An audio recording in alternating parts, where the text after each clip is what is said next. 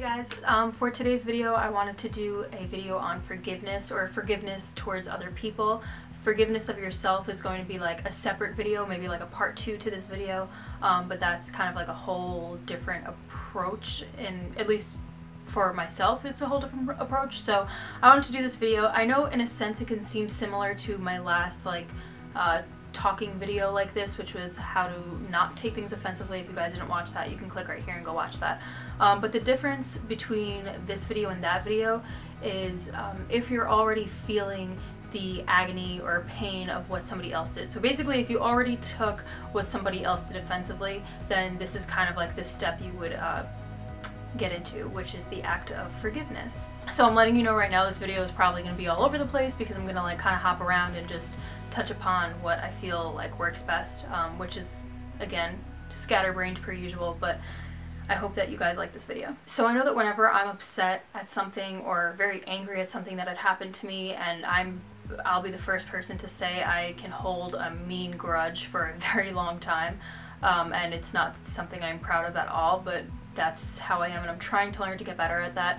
But anytime I would turn to anybody else for advice, the first thing they would say to me is, "Let it go, April." Like, no. Like, obviously I would let it go if I could just let it go, but that's the act of forgiveness, is letting it go. But I feel like when people give that advice, they're skipping over the entire process of what forgiveness is and why that should happen. It's like telling a baby walk before they can crawl. Well, they need to crawl in order to be able to walk. So it's like, how can you forgive or by letting go? It just doesn't work. They're missing like a whole big chunk of everything. That's how I feel when people give that advice. So if you're somebody who doesn't like that advice, then here is different advice. The first thing, which is extremely difficult to accept, and this was very hard for me to accept, is that you have to let yourself feel what you are feeling. When you're feeling sad, you have to let yourself feel that, because a lot of the times we just kind of want to forget about it, or we choose to turn to anger. And the thing is with anger, I feel like anger is a very confused emotion. I feel like it's a mixture of knowing what happened and not accepting what happened. So it's like you kind of do have to accept the fact that it happened, but I feel like anger is like a very confusing feeling. I feel like it's just like it's like that middle stage of like grieving in a sense. So try to avoid anger and let yourself just be sad. Be like, I'm hurt over this, and it's okay to admit that. But anger is the wrong approach, because then sometimes when you're angry for too long, what happens is that you tend to turn towards like forgetting. So it's like blocking your mind out, and when you forget things, you don't really deal with the issue, and you'll hold on to a grudge, or the problem itself will actually like come to the surface like later on in your life, and you will need to deal with it one day anyway. So you will start to like make agreements to things that you shouldn't be making agreements to. Like if you are somebody who's been in bad relationships, you will just be like, I hate all men, or I hate all women, whatever, and that will be like a subconscious agreement that you make to the world, and it's going to affect every single relationship you are ever in. Or, you know, if you then hate like a certain job industry or whatever it is, you just make these agreements that are not rational agreements, but you don't even realize that you're making it because you haven't actually dealt with the issue at hand, and you just completely shut it out. So you need to let yourself feel sad, but you also understand the fact that like the sadness, it's not always going to be there. It will definitely like dissipate as time goes on, but you just have to let yourself feel it at first. When you understand that everything, like all sorts of change and stuff, is uncomfortable, like when you think of especially if you're dealing, I guess in a sense, with like a breakup or a change of jobs, or just change of people, or say you're forced to move somewhere, any sort of change is going to be uncomfortable because it's new. It's just not something that you're used to, so of course it's going to be uncomfortable. But stop fighting that change and just let the change sort of happen and allow yourself to feel with it. Another thing that's really tough to do, but if you do it, you'll thank yourself for it, is to change your perception of the person that you are trying to forgive. So, for example, there's a few things in my life right now that or a few people in my life right now that I'm trying to forgive, and the biggest thing for me the biggest step forward I need to take with it is to change my perception of them. So I need to see them in a light of love and not in a light of evil, I guess. Even though that's a really tough thing to do, if you look at them with that light of love, you begin to see that every person does everything that they do either for an act of love or as a cry for love.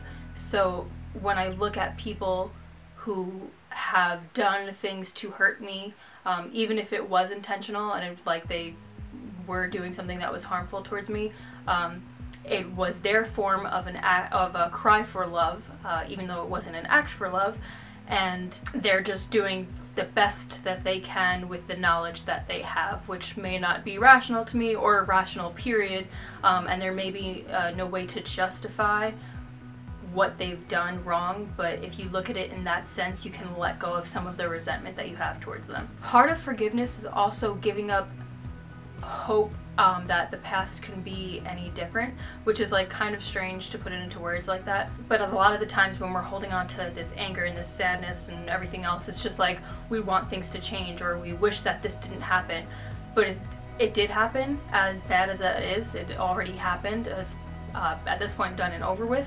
So you have to give up the idea of that changing, and then you need to just move forward with that and accept that. And once you begin to accept that, you're again going to let go of some of the resentment, because you're going to realize that it does not matter what you do, that isn't going to change because the past is done and over with, and unless we have time machines, which I'm not aware of, we can't change the past. So after you kind of do all of that, I find that I need to get myself into the present moment, which I'm always like extremely anxious about the future or very stressed out over what had already happened. Change in lighting, if you can't tell. But I find that I need to do what's called a grounding technique. So you're supposed to like stimulate your 5 senses. I sound like that a 5 gum commercial, but that's not my intention here. So you hear what's around you, see what's around you, you feel something, you taste something, you know, whatever. You use all of your 5 senses to get yourself grounded into the present moment, and then once you're in the present moment, you just kind of realize that I'm actually okay, I can deal with this, like I'm actually coping. Like even though you may not feel like you're emotionally coping, you're coping right now. Like you are dealing with it, even if you don't see it that way. You're watching this video, so you're actually okay, even though it's very hard to accept that you are okay. And then once you finish doing the grounding technique, then you shift focus, and that's one of the hardest things to do, especially when something's like really just weighing on your mind.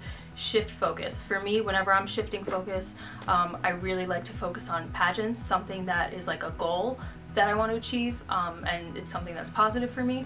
So if you have a goal that you want to achieve, or you're planning something exciting, like for example, my sister just got engaged on Saturday and we're like over the moon about it, so you know, we're starting to plan her engagement party. Just like the positive things that are going on around you, because there's always something positive going on around you, you just have to think about it a little bit.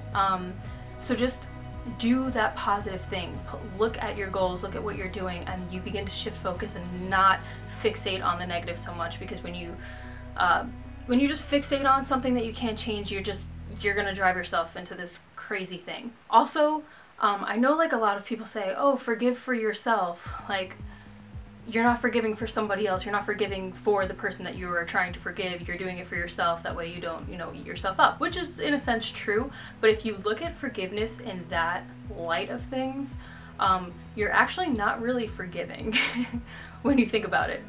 When you look at it in that light, it's coming from a more selfish perspective, which is understandable.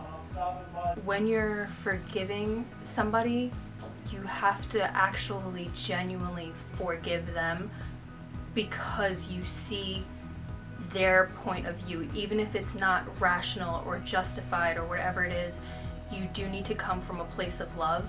And I think a lot of the times when we're given advice, it's just like, oh, forgive for yourself, which is definitely helpful, but that's not the act of forgiving. That's not what forgiveness is. So really, you're still actually holding on to resentment if you think about it like that, because when you're thinking about it like that, you're just not forgiving, you're just kind of forgetting. So then eventually, like I said previously, eventually your issues then resurface in the future. So you really want to actually focus on the act of forgiving, not just forgetting, not just filling voids by doing it for yourself. No, you have to forgive for the other person as well, and you will be blessed a lot for that. can promise you that. So that's about it. I hope that this video made sense. I don't know if it did. I tried to like take some notes. I know that this video is going up like 2 days late. So, you know, I've been thinking about it a lot and I wanted to make sure that I worded it the right way. I don't know if I did, but I'll try to edit it to make sure that it sounds somewhat rational and somewhat put together. But yeah, that's about it for this video. If you guys didn't watch my last video, I did like a 3-minute, or maybe I think it was 3 minutes, like a everyday makeup routine, just this most simple thing in the world. You can click right here and go watch that. And be sure to give this video a thumbs up and hit the subscribe button, and I will be posting a video at the end of this week too, which will be like more of a beauty based video. So yeah, I will see you guys next time. Bye.